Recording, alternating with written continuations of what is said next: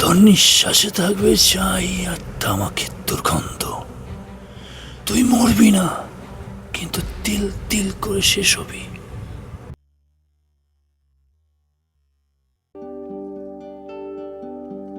5 বছর আগের সেই দিনগুলো ছিল অরুণের জীবনের সবচেয়ে সুন্দর সময়।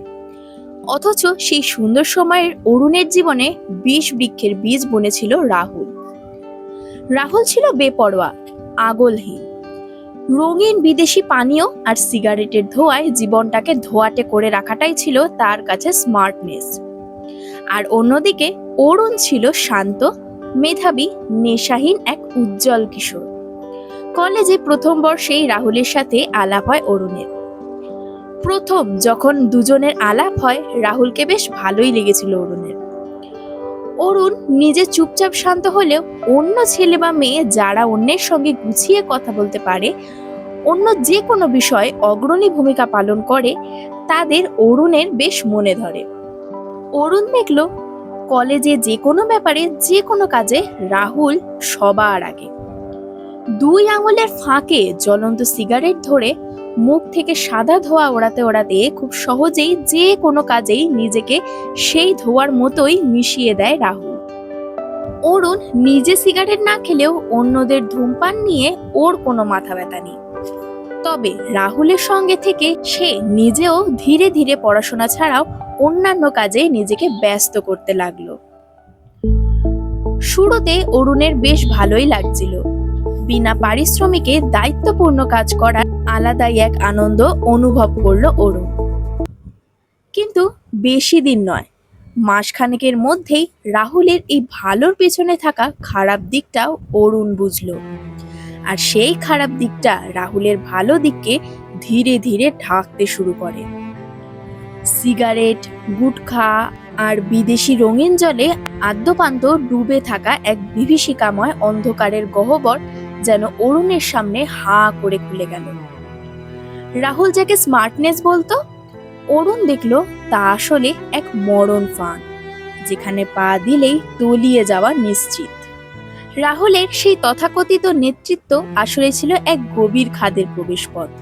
যে ছেলেটি একসময় কলেজের অনুষ্ঠানে ভলেন্টিয়ারি করে আনন্দ পেত, তাকে দিয়েই রাহুল ধীরে ধীরে নিজের নেশার সরঞ্জাম জোগাড় করাতে শুরু করলো।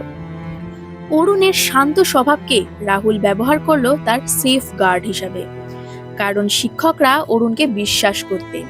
তাই অরুণের সাথে থাকলে রাহুলের ওপর কারও সন্দেহ হতো না। এক তপ্ত দুপুরে কলেজের পেছনের নির্জন আমবাগানে রাহুল প্রথমবার অরুণের দিকে বাড়িয়ে ধরল সেই বিষাক্ত ধোঁয়া। অরুণ না করতেই রাহুল বলল, সারা জীবন কি প্যান পানানি শান্ত ছেলেই থেকে যাবি? একটু দম টেনে দেখ, আসলি মর্দ হবি। অরুণ প্রথমে এড়িয়ে যেত, কিন্তু রাহুলের বারে বারে জোর করা আর বন্ধুদের টিটকিরি সইতে না পেরে একদিন সে প্রথম টানটা দিয়েই ফেলল। সেই শুরু। রাহুল তাকে যে চোরাবালিতে ঠেলে দিয়েছিল, সেখান থেকে ফেরার কোনো পথ ছিল না। 2 বছরের মধ্যে অরুণের উজ্জ্বল চোখ দুটো কোটরে ঢুকে গেল, গাল দুটো শুকিয়ে তামাটে হয়ে গেল। পড়াশোনায় 90% পাওয়া ছেলেটা দ্বিতীয় সেমিস্টারে কোনো রকম পাশ করে বাঁচল। অরুণের এই দ্রুত পরিবর্তন তার মায়ের চোখের আড়াল হতে পারল না। ছেলের ঘরের বন্ধ দরজার ওপার থেকে ভেসে আসা অদ্ভুত এক কটু গন্ধে মায়ের বুকটা কেঁপে উঠত।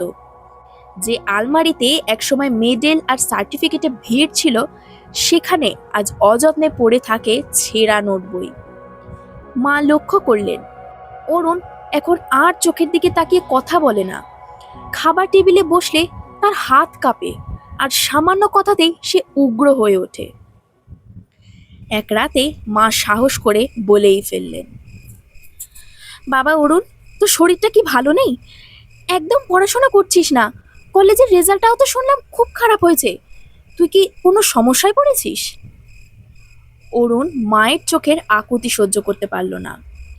টেবিল চাপড়ে চিৎকার করে উঠল, সারাক্ষণ গোয়েন্দাগিরি করো না তো। আমি বড় হয়েছি, নিজের ভালো বুঝি, বুঝেছ? রেজাল্ট একবার খারাপ হয়েছে তো কী হয়েছে? পরের বার সব ঠিক হয়ে যাবে। যত সব দূর খাবই। কিন্তু কিছুই ঠিক হচ্ছিল না। অরুণের মনের ভেতর তখন এক বিশাল যুদ্ধ চলছে। একদিকে মায়ের সেই করুণ মুখ, আর অন্যদিকে রাহুলের দেওয়া সেই নেশার টান। দ্বিতীয় সেমিস্টারে কোনো মতে পাশ করলেও তৃতীয় সেমিস্টারের বইগুলো অরুণের কাছে এখন বিজাতীয় মনে হয়। ফর্মুলার বদলে তার মাথায় ঘোরে কখন রাহুলের সাথে দেখা হবে, কখন সেই রঙিন জল আর সাদা ধোঁয়ার সাথে তামাকের গন্ধ তার শিরায় মিশে তাকে সাময়িক শান্তি দেবে। অরুণ টিউশন পড়িয়ে যে টাকা পেত তা এখন আর বই কেনার কাজে লাগে না, বরং রাহুলের পাওনা মেটাতেই সব শেষ হয়ে যায়।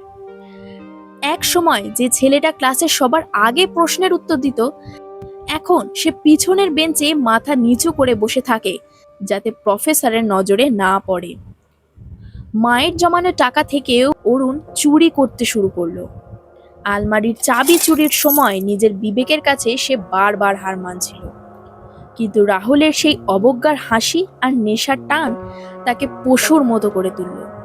মা একদিন আলমারি খোলা দেখে অঝরে কাঁদতে লাগলেন, কিন্তু অরুণের সেই কান্না মোছানোর ক্ষমতাও তখন হারিয়ে গেছে।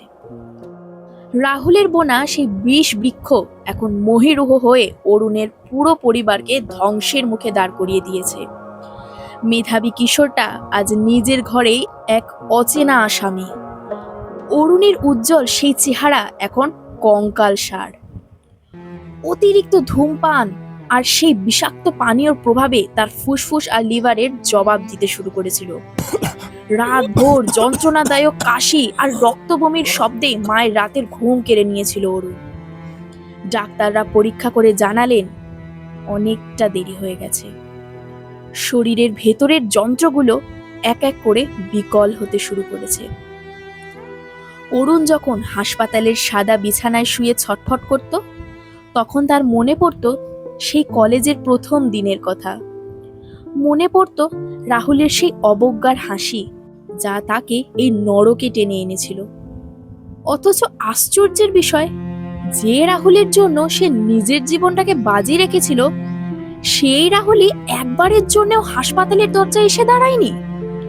সে হয়তো এখন অন্য কোনো শান্ত ছেলেকে তার বিষ বৃক্ষের নতুন শিকার বানাতে ব্যস্ত। একদিন মাঝরাতে অরুণের জ্ঞান ফিরল। ঝাপসা চোখে সে দেখল মা তার মাথার পাশে বসে এক মনে প্রার্থনা করছেন। অরুণের দু চোখ বেয়ে জল গড়িয়ে পড়ল। ক্ষীণ কণ্ঠে সে শুধু বলতে পারল, মা, মা, আমায় ক্ষমা করে দিও। আমি তোমার সেই পুরনো অরুণ হতে পারলাম না। মা অরুণের কপালে হাত রাখলেন, কিন্তু সেই হাত আর তপ্ত শরীরের ওম পেল না। অরুণের শরীরটা ধীরে ধীরে হিম হয়ে এলো। সেই মেধাবী কিশোর যে একসময় 90% নাম্বার পেয়ে উজ্জ্বল ভবিষ্যতের স্বপ্ন দেখত, সে আজ মাত্র 23 বছর বয়সে এক মুঠো ছাই হয়ে গেল। সময়ের মতো সময় গড়ালো। দেখতে দেখতে বছর পেরোলো। কয়েক বছর আগে ঠিক এমনই সময় অরুণ প্রথম মহাবিদ্যালয়ের ক্যাম্পাসে পা রাখে। আজ অরুণ নেই, কিন্তু রাহুল বেশ দিব্যি আছে। অরুণের কথা তার মনেও পড়ে না। কোনো এক সন্ধ্যায় মদের গ্লাসে চুমুক দিয়ে বেশ খুশমেজাজে কোনো এক বন্ধুর সাথে কথা বলতে বলতে অরুণের কথা ওঠে। রাহুল বলে, আরে ভাই, ও সব ক্যান্সার ট্যান্সার ভাগ্যের ব্যাপার। আমি তো সেই 13 বছর বয়স থেকে টানছি আর ঢালছি। আমি তো দিব্যি আছি। আরে অরুণটা ভীতু ছিল, বুঝলি, তাই ওইভাবে। হঠাৎ রাহুলের গলা আটকে গেল। এক পশলা দম বন্ধ করা কাশি শুরু হলো তার।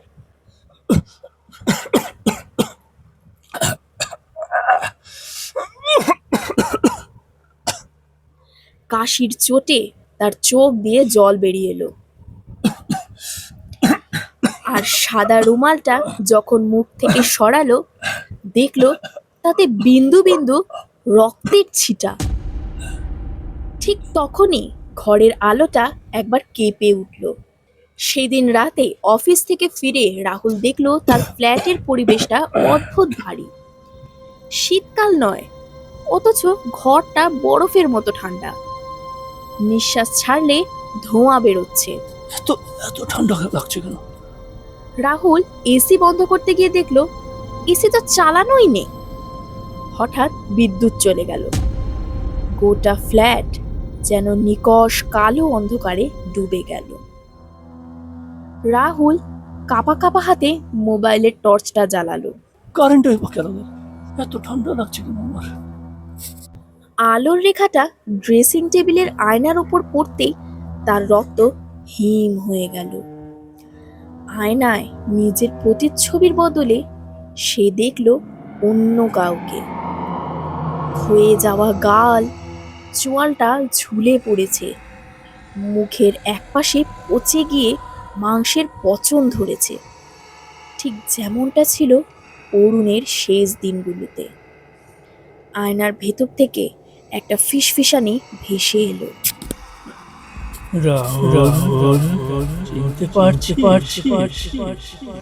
রাহুল আর্তনাদ করে পিছিয়ে গেল।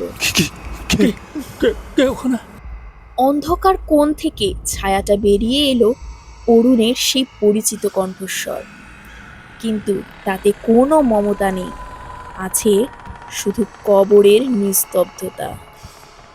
আমি রে তো সেই বন্ধু যাকে তুই নিজের হাতে দেশ গিলিয়ে শেষ করে দিলি। তো সেই মজা আমার মা বাবার এক প্রদীপ দিয়ে দিয়েছে। রাহুল দেওয়ালের সাথে সেটে গেল। অরুণ, আমি তো তোকে জোর করিনি, তুই তো নিজেই মিথ্যে কথা বলিস না। অরুণের গলার স্বর এবার গর্জনের মতন শোনালো। তুই জানতি আমি সরল, তুই জানতি আমি না বলতে পারি। তুই আমার বিশ্বাস নিয়ে খেলেছিস, আমার পড়াশোনা, আমার সব ওই ধোঁয়ার মতো। রাহুল পাগলের মতো দরজার দিকে দৌড় দিল, কিন্তু দরজাটা যেন দেওয়ালের সঙ্গে জমে এক হয়ে গেছে। সে দেখল ঘরের সাদা দেওয়ালে লাল রক্তে ভেসে উঠেছে কিছু হরফ। আমি ফিরে এসেছি প্রতিশোধ নিতে। অরুণের বিভীষিকাময় রূপটা রাহুলের দিকে এগিয়ে আসতে লাগলো। তার পচা চামড়ার গন্ধে ঘরের বাতাস বিষাক্ত হয়ে উঠল। রাহুল হাঁটু গেড়ে বসে পড়ল। আমার ছেড়ে দে অরুণ, আমি ভুল করেছি, আমার ছেড়ে দে। অরুণ তার সামনে ঝুঁকে এসে ফিসফিস করে বলল, আমি তোকে মারতে আসিনি রাহুল, আমি তোকে মুক্তি দেব না। আজ থেকে প্রতি রাতে তুই ক্যান্সারের কষ্ট অনুভব করবি। তোর নিঃশ্বাসে থাকবে ছাই আর তামাকের দুর্গন্ধ। তুই মরবি না, কিন্তু তিল তিল করে শেষ হবি। অরুণের সেই অভিশপ্ত কণ্ঠস্বর রাহুলের কানের পর্দায় যেন তপ্ত সীসার মতন বিঁধল। অরুণের ফ্যাকাশে মুখটা বাতাসের সঙ্গে মিলিয়ে গেলেও সেই শেষ কথাগুলো রাহুলের ঘরের দেওয়ালে দেওয়ালে প্রতিধ্বনিত হতে লাগলো। এরপর কিছুদিন রাহুল স্বাভাবিক থাকার চেষ্টা করলো, কিন্তু অদ্ভুতভাবে তার প্রিয় বিদেশি পানীয়র গ্লাসে সে এখন রক্তের স্বাদ পায়। সিগারেটের প্রথম টান দিতেই তার মনে হয় সে তামাক নয়, বরং অরুণের চিতার ছাই গিলে ফেলেছে। সেই চির চেনা ধোঁয়া এখন তার ঘরে অরুণের কঙ্কালসার আকৃতি ধারণ করে ঘরময় ঘুরে বেড়ায়। কয়েক সপ্তাহের মধ্যে রাহুলের সেই স্মার্ট চেহারার পচন ধরল। অকারণে তার ফুসফুসে এক অসহ্য যন্ত্রণা শুরু হলো, যা কোনো ওষুধে কমে না। রাতে ঘুমাতে গেলে সে অনুভব করে কেউ একজন তার বুকের ওপর পাথর হয়ে চেপে বসে আছে, আর কানে কানে ফিসফিস করে বলছে, মুক্তি পাবি না রাহুল, মুক্তি পাবি না।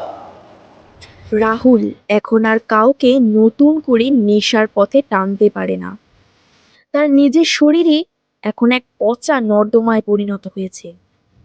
তার কণ্ঠস্বর কর্কশ হয়ে গেছে, গাল দুটো বসে গিয়ে সেখানে কালচে ছোপ পড়েছে। ডাক্তাররা পরীক্ষা করে কিছুই ধরতে পারলেন না, কিন্তু রাহুলের প্রতিটা নিঃশ্বাসে এখনো পচা তামাকের দুর্গন্ধ। বন্ধুরা তাকে ছেড়ে পালিয়েছে, ঠিক যেভাবে সে অরুণকে হাসপাতালের বিছানায় একা ফেলে পালিয়েছিল। এক শীতের রাতে রাহুল আয়নার সামনে দাঁড়িয়ে নিজের প্রতিবিম্ব দেখে আঁতকে উঠল। আয়নায় সে নিজেকে দেখছে না, দেখছে এক মৃত অরুণকে, যার চোখে জল নেই, আছে এক অনন্ত তৃষ্ণা। রাহুল চিৎকার করতে চাইল, কিন্তু তার গলা দিয়ে কোনো শব্দ বেরোলো না, শুধু এক রাশ কালচে ধোঁয়া আর ছাই বেরিয়ে এলো। এক অন্তহীন নরক। অরুণ মরে গিয়ে মুক্তি পেয়েছে, কিন্তু রাহুল বেঁচে রইল এক জীবন্ত লাশ হয়ে। সে মরতে চায়, কিন্তু মৃত্যু তাকে ধরা দেয় না। প্রতিদিন সকালে সে জেগে ওঠে এক নতুন যন্ত্রণার স্বাদ নিয়ে। তিল তিল করে তার শরীরের কোষগুলো পচে যাচ্ছে, অথচ তার প্রাণটা যেন এক অদৃশ্য শিকলে এই জীর্ণ দেহের সাথে আটকে আছে। রাহুলের সেই দামি ফ্ল্যাট এখন এক অন্ধকার গুহা। সেখানে সারাদিন শুধু কাশির শব্দ আর তামাকের কটু গন্ধ ভাসে। অরুণের অভিশাপ সফল হয়েছে। রাহুল আজ নিঃসঙ্গ, রিক্ত এবং যন্ত্রণার এক অতল গহ্বরে বন্দী। বিষ বৃক্ষটি উপড়ে যায়নি, বরং তার শিকড় এখন রাহুলের নিজের হৃৎপিণ্ডটাকে কুড়ে কুড়ে খাচ্ছে।